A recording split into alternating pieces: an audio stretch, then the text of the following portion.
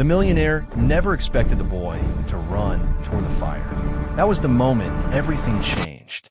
Crowds screamed as flames burst from the hood of the luxury car, smoke curling into the cold evening air.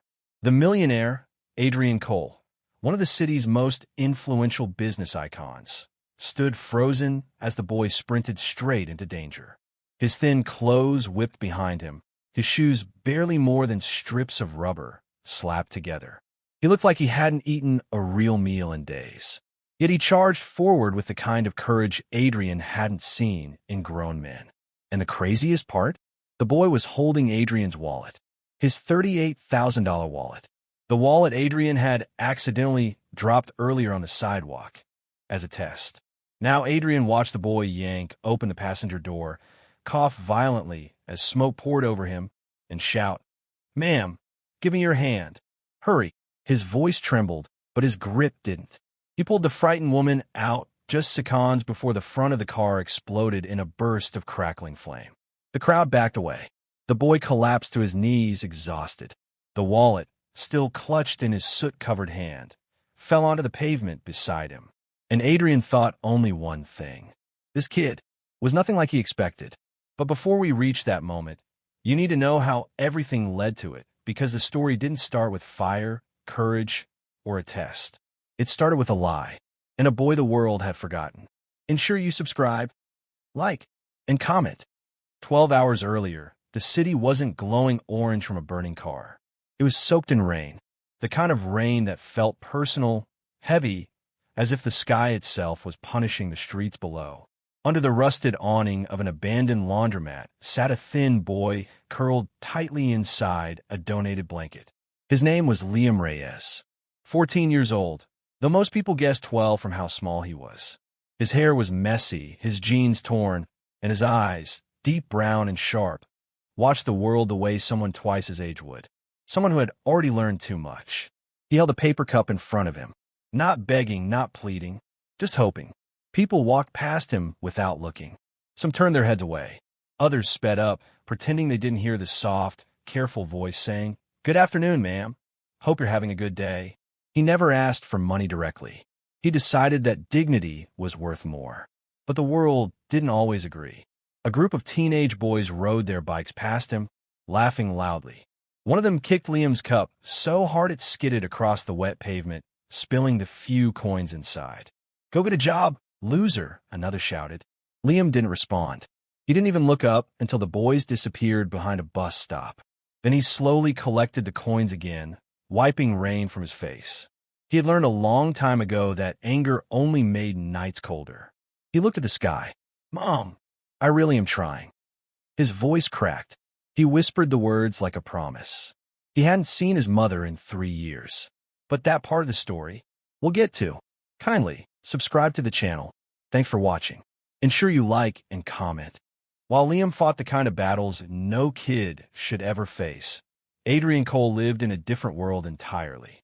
Penthouse views, custom suits, security teams, private dinners that cost more than a college semester. But despite all that, he had a strange obsession, one he kept secret. He studied people. He watched how they acted when they thought no one was looking. He believed the world was full of pretenders, people who wore kindness like a jacket they could take off when inconvenient. He'd been burned too many times by liars, thieves, and manipulators, partners who stole from him, friends who betrayed him, even family who vanished when he needed support most. So he developed tests, extreme ones. Adrian believed that if you want to see someone's true character, don't ask, observe. That morning, as he rode in the back of his town car, he said to his assistant, "Harris, it's time for another one." Harris groaned. "Sir, with respect, the last test ended with a man crying in the middle of a steakhouse. And now he owns the dealership," Adrian replied calmly. "Honesty deserves reward. Dishonesty deserves exposure. That's just how life works." But Harris didn't look convinced. He rarely did. Adrian adjusted his watch. "Today, I want to see how a kid behaves. Someone who's got nothing to gain." Harris raised an eyebrow. "A kid? A homeless one?" Harris hesitated. "Sir, is that ethical?" Adrian's jaw tightened. "I'm not hurting anyone. I'm giving them a chance." A wallet full of cash. A clear temptation. A simple test. Or, Harris murmured, you might just be messing with someone who's already struggling. Adrian didn't respond, because in his mind, he wasn't the villain. He was the truth finder. But he would soon learn that truth has a way of turning back on you. Underscore. Around noon, Liam's stomach growled so loudly he looked around to make sure no one heard. He counted the coins, still not enough for a real meal. He pushed himself up, winced from the cold air biting through his clothes, and walked toward the city square. A street musician's guitar echoed through the plaza, mixing with the sound of rain dripping from rooftops. Then he saw it, a wallet, leather sleek, thick, lying right in the middle of the sidewalk. He froze. No one else seemed to notice. He looked around, left, right behind him, half expecting a prank, a hidden camera, something, because life had never given him anything for free. He picked it up carefully, and his heart nearly stopped. Cash. Stacks of it. More money than he had seen in his entire life combined. He could run. He could eat for weeks. He could buy clean clothes, maybe even a motel room. Maybe he could save enough to find his mother. It felt unreal. But then, he noticed something else. A photo tucked inside the wallet. A man with tired eyes, standing next to an elderly woman in a hospital bed. There was a handwritten note on the back. For her treatment. Don't lose hope. Liam swallowed hard. Someone needed this money. Someone who was barely holding on to their loved one. His hand shook. His mind raced. He could walk away right now. No one would ever know, but he would. And that mattered to him more than the hunger gnawing at his stomach. He gripped the wallet tightly. I'll return it, he whispered, even if no one believes me. He began walking, completely unaware that the man who dropped the wallet was watching him, and that Adrian Cole's simple test was about to spiral far beyond anything he expected. Liam clutched the wallet as if it were a fragile piece of glass that might shatter if he breathed too hard. The rain had eased, leaving the city coated in a silver shine that glimmered under the late afternoon sun. People rushed past him, umbrellas dripping, jackets zipped, their footsteps echoing through the plaza. But Liam didn't notice any of that. He was too focused on one thing, finding the owner. He checked the ID inside the wallet. Adrian Cole. The name meant nothing to him. But the address? That was in the wealthiest part of the city, a place Liam had only seen from bus windows when he was younger. A small part of him hesitated. People like that didn't open their doors to kids like him. Still, that woman in the photo. The note. The money meant for her treatment. He couldn't keep it. He wouldn't. So Liam started walking. He didn't realize Adrian was only a few steps behind him, wearing a dark coat, staying just out of sight. His assistant Harris followed too, though he looked uncomfortable. Sir, Harris whispered, he's not running. Most people your age dropped the wallet and sprinted. Adrian said nothing. He was studying Liam's posture, his cautious steps, the way he avoided puddles like someone used to being cold for a long time. He saw the hunger in the boy's movements, the exhaustion hidden under stubborn determination. But he also saw something else. Intent, not greed, not hesitation. Intent to return the wallet. Adrian narrowed his eyes. Let's see how far he goes, he murmured. By the time Liam reached the upper district, the sky had shifted to a soft orange. Towering glass buildings caught the glow and reflected it onto the streets, painting everything in warm light. Liam pulled his hood lower. He didn't belong here. The polished sidewalks, the perfectly trimmed hedges, the quiet hum of luxury cars. It all felt like a different universe. The kind where kids like him weren't allowed to exist. A security guard spotted him immediately. Hey, kid. The man stepped forward, blocking the path. You lost. Liam swallowed. I'm just trying to return this wallet. The guard raised an eyebrow. He didn't even look at the wallet before snapping. Move along. People pull scams like that all the time. Liam shook his head. I am not lying. I just want to return it to the owner. His name is... I said move along. The guard reached for his radio. Liam stepped back. For a moment, he considered leaving the wallet with the guard. But then he thought about the cash, the note, and the sick woman in the photo. He couldn't hand it over to someone who didn't even care. So he turned away, searching for another entrance. Adrian watched from across the street. His jaw tightened. He had told the guard earlier to keep watch. but he hadn't expected the man to bark at Liam like a criminal. Harris looked horrified. "Sir, are we stepping in? This doesn't look like a test anymore." Adrian's voice was cold. "No, not yet." But inside, a question tugged at him. Why didn't the boy give up? Most people would have. Adults, teenagers, even businessmen.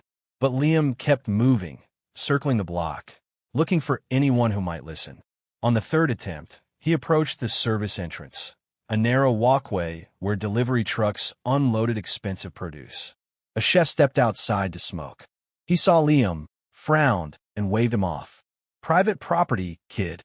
Liam held up the wallet again. "Please, I just need to return this." The chef sighed, annoyed. "To who?" "Adrian Cole." The chef's cigarette nearly fell out of his mouth. "You serious?" Liam nodded. The chef stared at him for a long moment, then finally grumbled, "Fine, stay right here." He disappeared inside. Liam exhaled, relieved, hugging the wallet closer. He didn't see Adrian watching him with a strange expression. A few minutes later, a tall man in a suit stepped out of the service door. His voice was sharp, irritated. "You have something that belongs to Mr. Cole?" Liam nodded quickly and extended the wallet with both hands. The man eyed him skeptically but took it, flipping it open. Then his eyebrows shot up. He looked from the wallet to Liam, to the wallet again. "You didn't take anything?" Liam blinked. "No, sir. It didn't feel right." The man stared at him, confused, as if he didn't understand how that sentence made any sense. "Well," he finally said, "Mr. Cole is not available, but I'll return this to him." Liam nodded, trying not to look disappointed. He'd hoped maybe he could hand it over directly, just so the man would know he tried to do the right thing. But he stayed polite. "Thank you, sir." The man turned to walk inside. But then something happened that no one expected. Liam called out softly, "Please, can you just tell him the truth? That I found it exactly like this? That I didn't take anything?" The man paused. It wasn't the request itself, it was the tone. Not begging, not desperate, just honest. The man gave a slow nod. "I'll tell him." The door shut. Liam released a long breath and rubbed his cold hands together. His stomach growled again, loudly. He switched his weight from foot to foot, debating whether he should walk back to the plaza before dark. But then, a voice spoke behind him. "Why didn't you take the money?" Liam turned and froze, because the man standing behind him wasn't the chef, wasn't the security guard, wasn't the man in the suit. It was Adrian Cole himself, exactly like the photo on the ID. Same eyes, same sharp expression, except this one felt even more intense in person. Liam's breath caught. It wasn't mine," he said quietly. Adrian stepped closer. "You're hungry." It wasn't a question. Liam's lips pressed together. He didn't want to admit it. "You don't have warm clothes." No response. "And you still didn't take even $1? Liam shook his head. Adrian looked at the boy for a long, heavy moment, as if trying to understand something about him, something that didn't make sense. Finally, Adrian said, "Come with me." Liam stiffened. "Why?" Adrian reached into his pocket and lifted the wallet Liam had returned. "Because I need to know why you chose honesty when the world has given you every reason not to." And that was how Liam found himself following a millionaire into the very building he'd been kicked away from minutes earlier, completely unaware that this choice was about to lead to the moment with the fire, the explosion, and the test he never knew he was part of. Liam followed Adrian through the service hallway, his steps quiet, careful. Every part of him felt out of place in this polished world. The marble floors, the soft golden lights, the scent of fresh bread drifting from the kitchen. It was warm inside, warmer than anything he'd felt in weeks. But Liam didn't let himself get comfortable. People like Adrian Cole didn't bring kids like him inside for no reason. He kept glancing around, wondering when he'd be asked to leave. Adrian pushed open a door to a private dining room, dimly lit, elegant, with a long glass table and chairs made of real leather. Liam hesitated at the threshold. "It's all right," Adrian said. "Seat." Liam obeyed, but stayed perched on the edge of the chair, ready to bolt if needed. Adrian gestured at a waiter. "Bring him something warm. Soup, bread, juice." Liam blinked. "You don't have to." "I know," Adrian said calmly, "but I'm doing it anyway." When the food arrived, steam curled into the air. The smell alone nearly made Liam dizzy. He hadn't seen a bowl that full in months. He hesitated. Adrian watched him carefully. "You can eat." Liam nodded and began slowly, trying not to look like he was starving. But after the first bite, he couldn't help it. He devoured the food, spoons scraping the bowl, crumbs falling on the table as he tore into the bread. He froze midway, embarrassed. "I'm sorry." "Don't apologize," Adrian said quietly. "Eat." Something in his tone softened just for a second. Just a second. When the bowl was empty, Liam wiped his mouth with the back of his hand and lowered his gaze. "Thank you, sir." Adrian leaned back in his chair, studying him as if trying to solve a puzzle. "Tell me something, Liam," Adrian said. "That wallet had more cash than most people see in a year. Enough to change your life. Enough to do anything you wanted. Why not take it?" Liam shrugged slightly. "Because it wasn't mine. That's not a reason." Adrian's voice sharpened. "You were hungry, freezing, alone. People have stolen for far less." "I know," Liam whispered. "But that doesn't mean I should." Adrian didn't respond. He expected excuses. He expected lies. He expected the kind of answer he'd heard 1,000 times from people who wore masks of honesty but cracked the moment temptation touched them. But this kid wasn't faking anything. Liam looked down at his hands. "My mom used to tell me, doing the right thing matters most when it feels hardest. So I just tried to do what she'd want." Adrian's expression shifted. His mother, the note in the wallet. Something in his chest tightened. He cleared his throat, pushing the emotion away before it could show. "You still shouldn't trust strangers," Adrian said, tone suddenly colder. "Especially rich ones." Liam frowned. "Why did you say it like that?" Adrian didn't answer. Instead, he reached into his coat and placed something on the table. Another wallet, identical to the first one. Liam stared.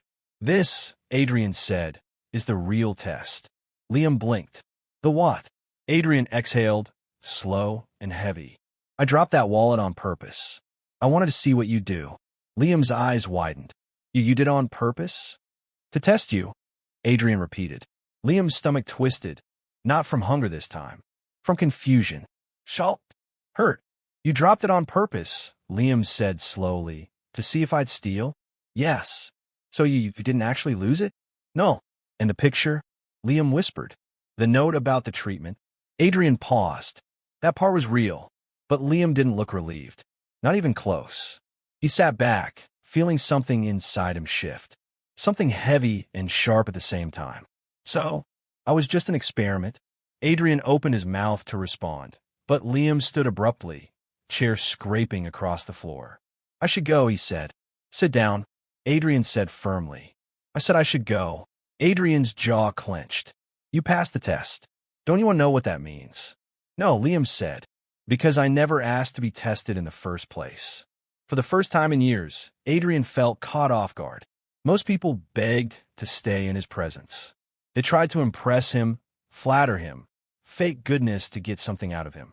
But this kid, he was angry, and rightfully so. "Liam, I'm not some project," Liam said, voice trembling. "I'm just trying to survive. You don't want to play games with me." Adrian stared at him. A small part of him, buried under years of coldness, felt something like guilt, but he didn't know how to show it.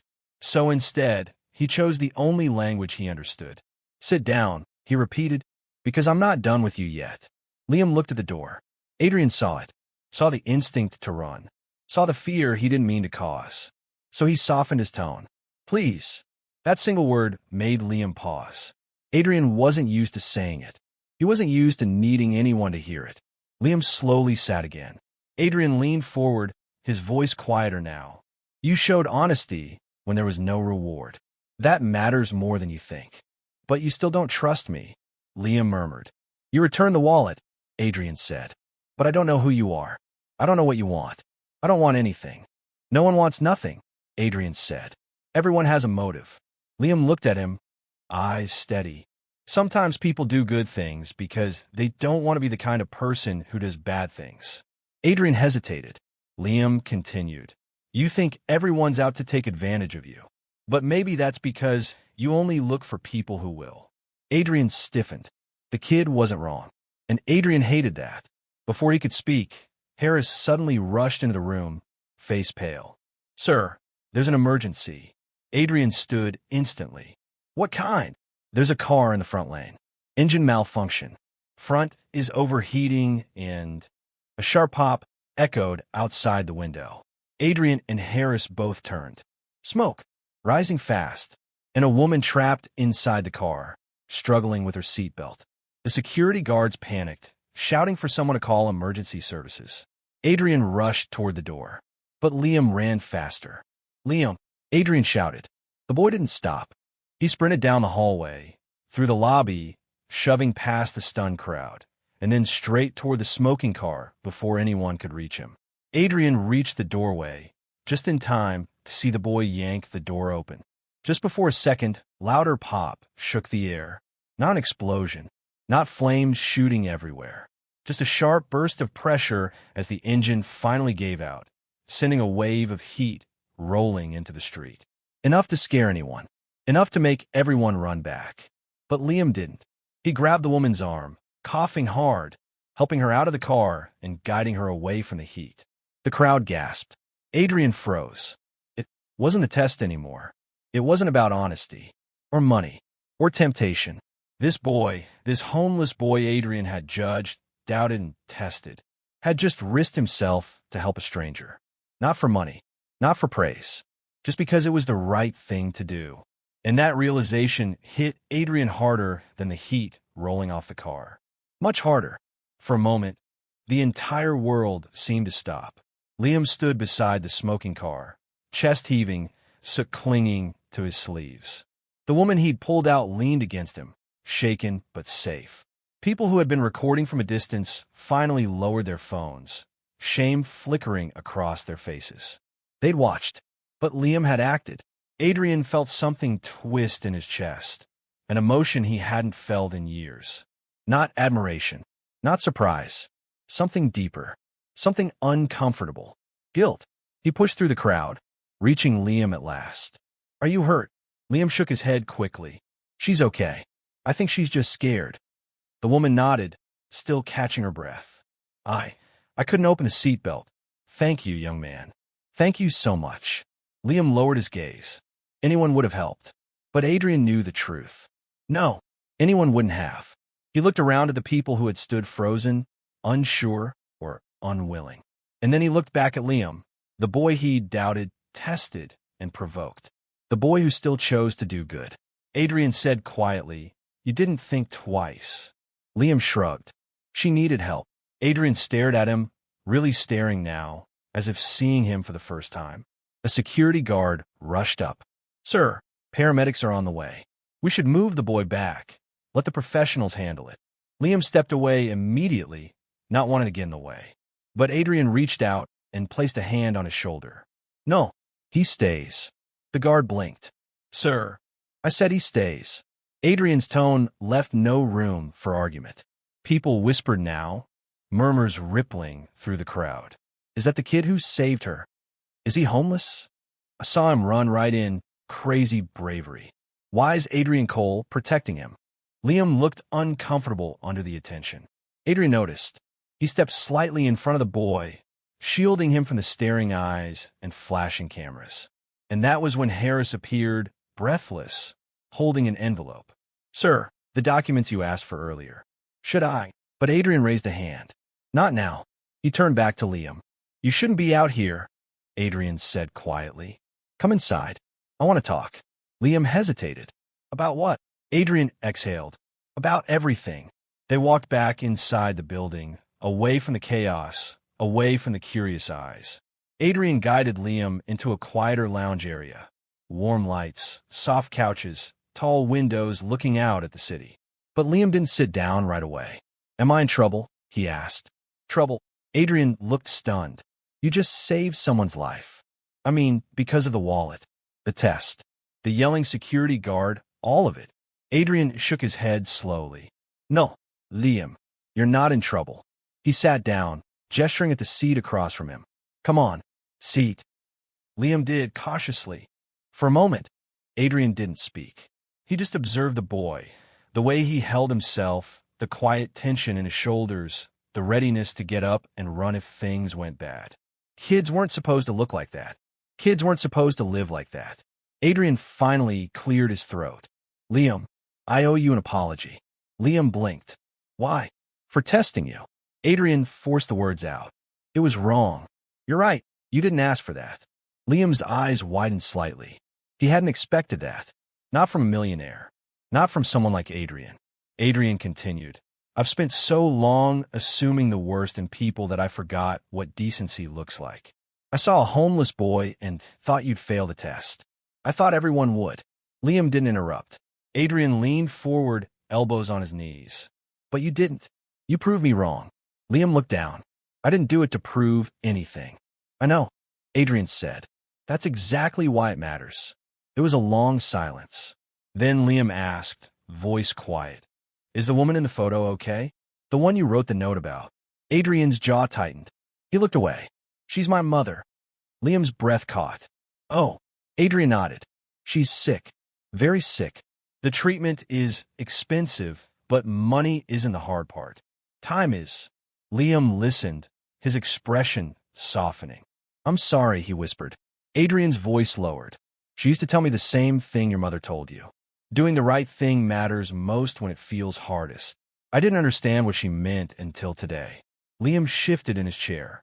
He wasn't used to adults, especially wealthy, powerful ones, opening up to him. Then Adrian said something unexpected. I want to help you. Liam's head snapped up. Help me? Yes. No, you don't have to. I'm not offering out of pity. Well, then why? Because you've earned it, Adrian said simply. And because I should have helped someone like you a long time ago. Liam shook his head, instinctively rejecting the idea. I don't want money. I know, Adrian said. That's why I trust you. Liam swallowed. Adrian continued. But I can offer you things you can't get on your own. A safe place to stay. Fresh clothes. Food. School. A chance. Liam froze. A chance. That word felt heavier than the wallet he'd returned. He wanted to refuse. He wanted to say he could manage on his own. But the truth was he couldn't. He was tired, cold, alone. He hadn't slept in a real bed in years. But even now, he hesitated. Why would you do that for me? Liam whispered. Adrian didn't answer immediately. Instead, he said, because honesty like yours should be rewarded, not ignored. Just then, Harris pushed open the door again. Sir, the news reporters are gathering outside. They're asking about the boy. Liam stiffened in fear. Adrian turned sharply. They don't get anywhere near him. Harris nodded. Of course, sir. Adrian faced Liam again. You're safe here. No cameras. No questions. No one gets to exploit what you did.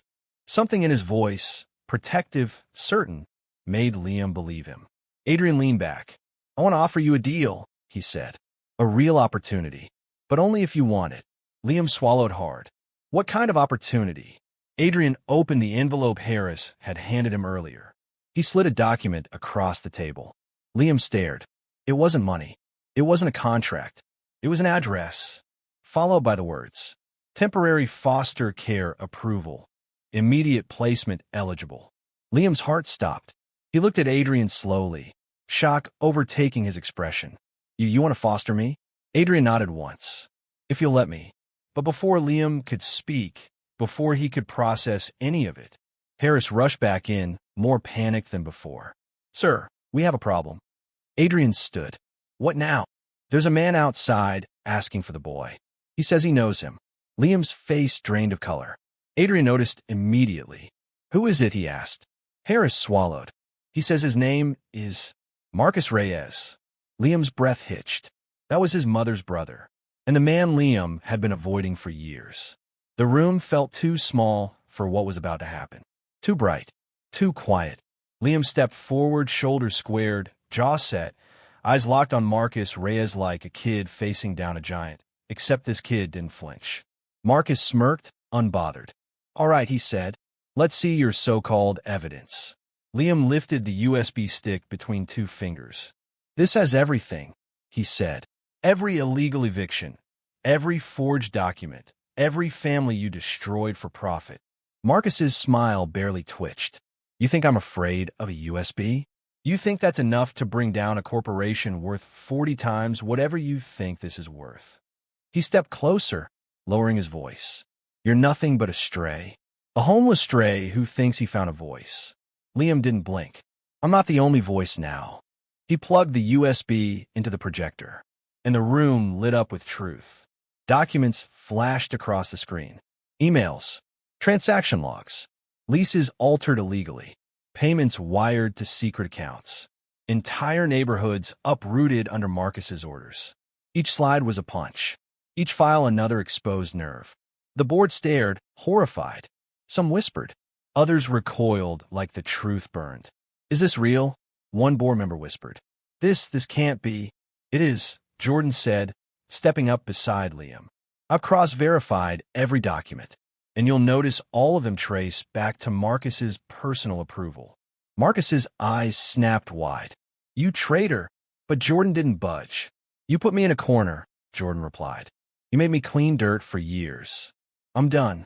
Suddenly, Marcus lunged toward the projector and ripped the USB out. Snap! The screen went black. He crushed the USB in his fist. You think you can embarrass me? He roared. You think you can come into my building, hijack my board meeting, and walk out alive? Security rushed in. 2 guards grabbed Liam. 2 more grabbed Jordan. Marcus's face twisted with fury. Get them out. But then, wait. A voice rang out. Not loud, not angry, just steady. Everyone turned. It was Mr. Adrian, the eldest board member. The one Marcus had always dismissed as irrelevant. The one who had been quiet this entire meeting. You forget something, Marcus, he said, rising slowly. The projector wasn't the only way this information was stored. He tapped his phone. Liam emailed the files to every board member before stepping in. A gasp rolled across the room. Liam looked shocked. I didn't send anything. Jordan cracked a smile. I did, he whispered to him. Backup plans, remember? Marcus's blood drained from his face. One board member stood, then another, then a third. We're calling an emergency vote, Adrian announced. Effective immediately, we motion to suspend Marcus Reyes from all executive authority pending federal investigation. You can't do this, Marcus shouted, but the board ignored him. Hands went up. 1, 2, 5, 7, 11. Unanimous. The room fell silent as the weight of it sank in. Marcus Grant, the man who felt untouchable, the man who called everyone else strays, the man who built an empire on fear, was stripped of power in less than 10 minutes. You think this is over? Marcus hissed, pointing at Liam. You think you've won? You won nothing. You're still a homeless kid who sleeps under staircases. Actually, Mr. Adrian interrupted, he's not. Every head turned again. Liam, Adrian said, would you please join me? Liam blinked, confused. Adrian walked toward him, eyes gentle. I've been watching you since the day Mr. Adrian brought you to that cafe. I saw how you treated people, how honest you were, how much integrity you showed when no one was watching. He smiled. You remind me of my son. A small, breathless silence fell. Liam felt his chest tighten. So, Adrian continued, if you'll accept it, I'd like to sponsor your full education, housing, mentorship, and employment within the company in a protected division Marcus no longer controls. Liam froze. Jordan's jaw dropped. Marcus's face contorted like someone stabbed him. You can't hire a street rat. But Adrian turned calmly. Watch me. Suddenly, Marcus snatched a glass award off the table and hurled it toward Liam. Jordan shoved Liam aside. Glass shattered against the wall. Security tackled Marcus instantly. He thrashed, screaming, losing every ounce of power he ever clung to. Get off me. I built this company. I built this world. No, Adrian said softly. You destroyed it. They dragged Marcus out of the boardroom, still screaming, still fighting a reality he no longer controlled. The door slammed. Silence.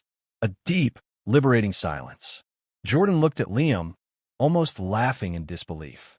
You good? He asked. Liam breathed out, shaking but alive. Yeah, he whispered. Thanks to you. Don't thank me, Jordan said. You pushed this whole thing into motion. Adrian smiled warmly. You showed more courage today than most people show in a lifetime. Liam swallowed hard. Nobody ever talked to him like that. The board began discussing legal procedures, federal contacts, public statements. But Liam drifted toward the floor-to-ceiling windows. The city glowed hundreds of feet below. Last time he'd been this high in a building, he wasn't allowed inside. Now he'd walked straight into the lion's den and walked out with the lion in chains. He wasn't sure if he wanted to cry or collapse or laugh. Maybe all three. Jordan came up beside him. "You know what this means, right?" he said. "This goes public. Everyone will know what you did." "Good," Liam said quietly. "They should know what he did." "Yeah," Jordan replied, nudging him. "But they'll also know the hero who took him down."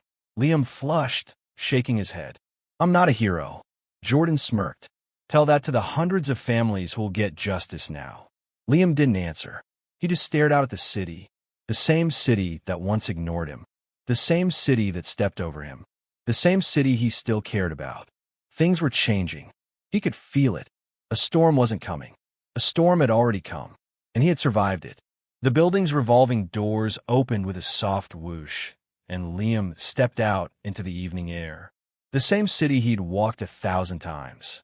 But today it felt different. Larger, brighter, like it finally saw him. People hurried past. Taxis honked. The glow of traffic lights washed over the sidewalk. Life kept rushing, but Liam stood still for a moment, feeling something he hadn't felt since he was a little kid. Hope. Jordan jogged out behind him and clapped him on the shoulder. "Where to now, hero?" Liam snorted. "Stop calling me that." "It's too late," Jordan smirked. "You're trending already." Liam blinked. "What?" Jordan held up his phone. News notifications were exploding across the screen. Corrupt CEO caught in massive eviction scandal. Homes saved. Families get justice. Whistleblower. Young man with nothing exposes everything. Liam stared, shocked. "I didn't ask for this," he whispered. "Exactly," Jordan replied. "That's what makes it real." ____. The world reacts. Within hours, social media lit up. People wrote things like, "The homeless kid? He's a legend. Someone tell him I want to donate." Heroes don't wear suits. Sometimes they wear the same hoodie every day. Protect this boy at all costs. For the first time in his life, strangers weren't looking down on Liam. They were lifting him up. Not as a pity story. Not as a charity case. Not as a background character in a world too busy to care. But as someone who mattered. Someone who made a difference. 2 days later, Liam sat nervously in a cushioned chair across from Mr. Adrian's polished mahogany desk. "Liam," Adrian said, adjusting his glasses, "I want to explain something." He slid a document across the desk. Liam froze. "A housing contract?" he asked. "An apartment," Adrian said. "Yours. Fully sponsored. Safe. Belmano." Liam swallowed hard. His throat tightened. "You're giving me a home?" "Yes," Adrian replied gently. "But not because I pity you. Because you earned it. Because I believe in what you're capable of." Liam traced his fingers across the paper. A real address. A real key. A real place where he could lock the door behind him and feel safe. Something he had dreamed of for years. "Why me?" he whispered. Adrian leaned forward. "You didn't just expose a corrupt man. You inspired an entire boardroom full of people who forgot what courage looked like. That matters." Liam blinked hard. Try not to let tears fall. "Thank you," he said shakily. "Don't thank me," Adrian replied. "Just do something with the chance. New path begins." They spent the next hour discussing plans. Not fantasies. Real plans. "I want you in a mentorship program," Adrian said. "Then a paid internship. And when you're ready, maybe even a leadership role." Liam laughed weakly. "A leader? Me? Why not you?" Adrian replied. And something in Liam's chest cracked open. Maybe he could be more. A week later, Liam asked Adrian for one thing before starting his new life. "Can I go back to the alley?" Adrian asked. Liam nodded. "Just one last time." Adrian arranged a car. Liam stepped out near the worn-down brick walls he once called home. The ground still smelled like rain. The metal railing was still cold. His cardboard nest was still tucked away under the fire escape. He crouched down, touching the place that had held him through countless nights. A stranger passed by without noticing him, and for the first time ever, he didn't feel invisible. He wasn't the boy who slept here. Not anymore. He pulled the hood of his old sweatshirt tighter and whispered, "I made it out." 20 minutes later, Mr. Adrian arrived. The millionaire whose dropped wallet began this entire chain of events. He walked up, hands in his pockets, face thoughtful. "I heard what happened," he said softly. Liam nodded. "Kinda crazy, right?" Adrian smiled. "No, not crazy. Fitting." Liam frowned. "What do you mean?" "When I dropped that wallet," Adrian said, "I wanted to test kindness, honesty. But you tested me instead." He sighed. "I realized I judged too quickly. I thought homeless meant hopeless. But you show me what character looks like." Liam looked down at his hands. "They still think I'm some kind of miracle story." Adrian shook his head. "You're not a miracle," he said. "You're proof. Proof that greatness doesn't come from money, but from what someone does when they have nothing." Liam swallowed hard. Those words hit deeper than Adrian probably realized. Adrian pulled something from his coat, a small leather wallet. "Not the same one. A new one. I want you to have this," he said. Liam shook his head. "I don't need money." "It's not money," Adrian replied. Liam opened the wallet. Inside was a card. A scholarship. Full tuition. Any school he chose. Any field. Any path. "What?" Liam whispered. Adrian smiled gently. "Because you already passed the only test that matters." Liam closed the wallet slowly, holding it with both hands like it was something fragile. He didn't cry. He didn't need to. The feeling in his chest said enough. The final shot, what the boy did. 3 months later, a news headline swept across every major feed. The homeless teen who exposed a billion-dollar corruption now starts a foundation for kids like him. Cameras filmed Liam standing in front of his new apartment complex, a simple jacket on his shoulders, confidence in his eyes. Microphones crowded around him. "What made you start this foundation?" a reporter asked. Liam looked into the camera, steady and sincere. "Because someone believed in me," he said, "and I want to believe in the ones nobody sees." Flashbulbs exploded. People cheered. Donors lined up. Kids who once slept where he slept now had a place to go. A warm place. A safe place. A place built by someone who understood exactly what it felt like to be forgotten. Later that night, Liam unlocked his apartment door and stepped inside. That sound, the soft click of the lock, still made his chest tighten. He walked to the window and looked out at the city. The same city where a millionaire tested him, where a CEO tried to crush him, where he nearly disappeared. But instead, he rose. He fought. He won. He whispered into the quiet room. No one's invisible forever. And for the first time in a long, long time, Liam fell whole. The homeless boy the world ignored became the man who saved others. That's what he did. That's what shocked everyone. He didn't take the money. He changed the world.